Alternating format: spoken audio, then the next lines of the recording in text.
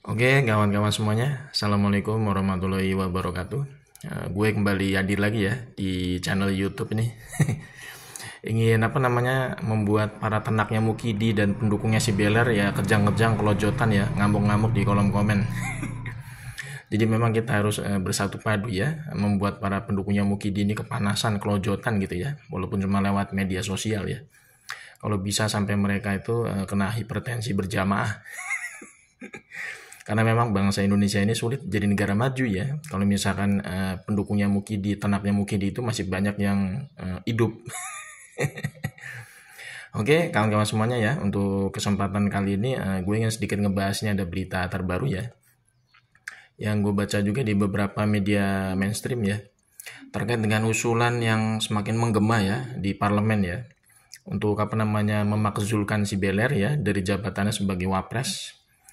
Karena memang ini dorongan ini, desakan ini memang sangat besar dari masyarakat ya, terutama masyarakat yang masih waras ya. Karena kan ada juga masyarakat yang gak waras, ya pendukungnya si Beler itu ya, pendukungnya Mukidi, yang masih terus membela Mukidi dan si Beler itu supaya terus berkuasa. Jadi memang masyarakat yang waras itu pasti menginginkan ya supaya si Beler itu dilengsarkan segera dari jabatan sebagai wapres. Karena memang banyak sekali ya indikator-indikator yang memang sangat layak ya si Beler ini untuk dilengsarkan dari jabatan wapres. Yang pertama itu kan kita sama-sama tahu si Beler itu kan bisa lolos jadi kontestan pemilu sebagai cawapresnya Pak Prabowo kan itu berdasarkan dari putusan MK nomor 90 yang di situ jelas-jelas ya merubah aturan undang-undang pemilu yang sudah baku sebelumnya terkait dengan batas usia minimal capres dan cawapres 40 tahun. Nah, di situ letak yang namanya bentuk konkretnya nepotisme ya antara si Beler, Paman Usman dan Mukidi. Jadi antara ponakan ya kemudian paman dan ipar itu menjadi satu, triangle nepotisme namanya di Mahkamah Konstitusi. Yang akhirnya membuat si Beler ini lolos ya menjadi cawapres pada pemilu 2024 kemarin padahal usianya masih di bawah 40 tahun gitu ya. Jadi ini kan udah jelas ya sebenarnya pelanggaran secara apa? Secara konstitusi. Karena undang-undang pemilu itu kan disepakati oleh DPR. Dan MK itu nggak boleh harusnya merubah yang namanya bunyi pasal. Jadi MK itu harusnya cuma bisa semacam menafsirkan ya terkait dengan regulasi aturan undang-undang yang sudah dibuat oleh DPR, tidak boleh merubah sebenarnya. Jadi MK ini sudah fatal sekali ya ketika Pak Manusman itu menjadi ketua MK. Karena MK itu pertama kali dalam sejarah itu ya merubah bunyi pasal secara eksplisit produk dari DPR gitu ya.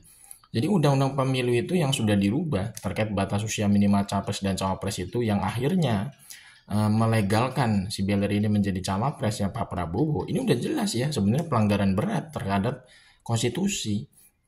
Itu aja sebenarnya sudah bisa menjadi pintu masuk si Beler ini untuk dimazulkan gitu kan. Kalau Pak Prabowo-nya kita tetap mendukung beliau menjadi presiden kita semua gitu ya. Karena gue sendiri menjadi pendukung Pak Prabowo pada pemilu 2014 dan 2019. Jadi gue dukung Pak Prabowo jadi presiden gitu ya. Cuman kan kita sama-sama nggak setuju ya kalau misalkan Pak Prabowo itu berdampingan sama si Beler ini gitu loh. Karena memang si Beler ini tidak memiliki kapasitas, tidak punya kompetensi, tidak punya kecerdasan secara intelektual.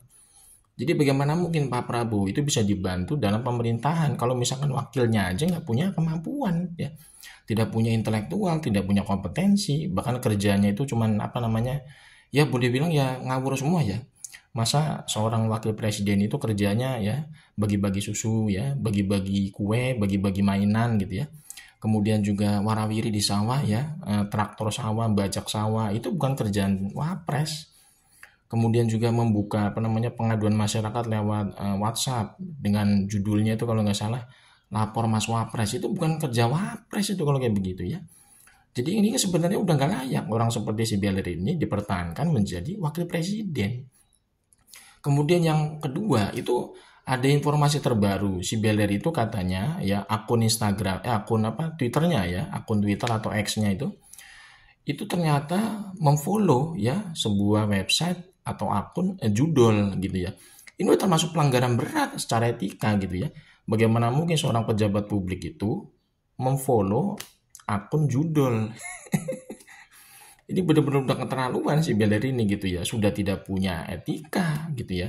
kemudian tidak punya kecerdasan intelektual, ya kan. Kemudian yang bersangkutan juga itu muncul sebagai kontestan dalam pemilu sebagai cawapres berdasarkan hasil merubah aturan undang-undang pemilu di Mahkamah Konstitusi lewat triangle nepotisme, pamannya, babehnya, dan dia sendiri gitu kan ya.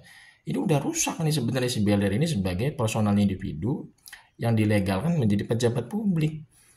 Harusnya kan sebenarnya kalau misalkan negara kita ini mau bergerak lebih maju, itu harusnya memilih orang itu yang sesuai dengan kemampuan kapasitasnya gitu ya. Dan tentunya tidak merubah aturan undang-undang yang sudah baku.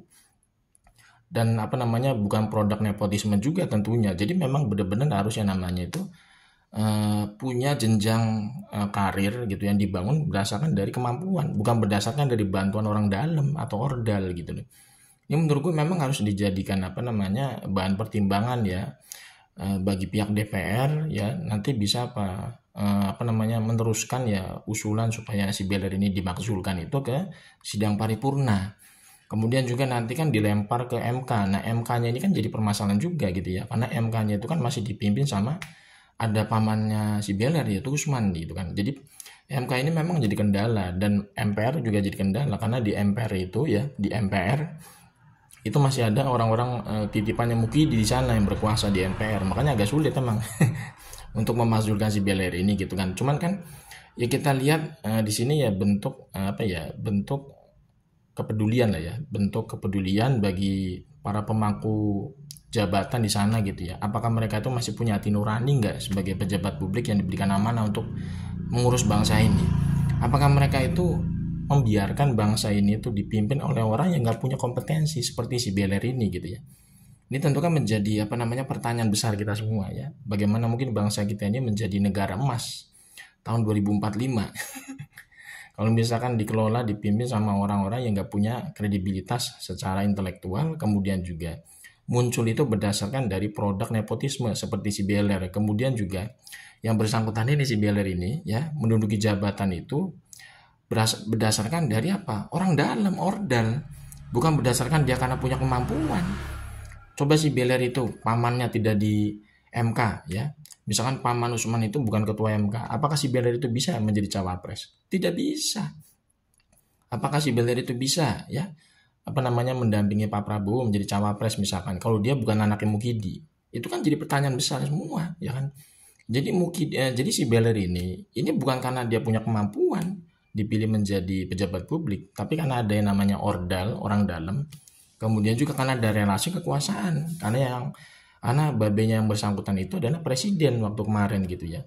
Itu tentu merusak yang namanya kompetisi kita sebagai negara demokrasi. Karena orang-orang yang nggak punya kemampuan, nggak punya kapabilitas ya, kemudian tidak genuine ya, ini diberikan tempat ya, diberikan amanah untuk mengurus bangsa ini.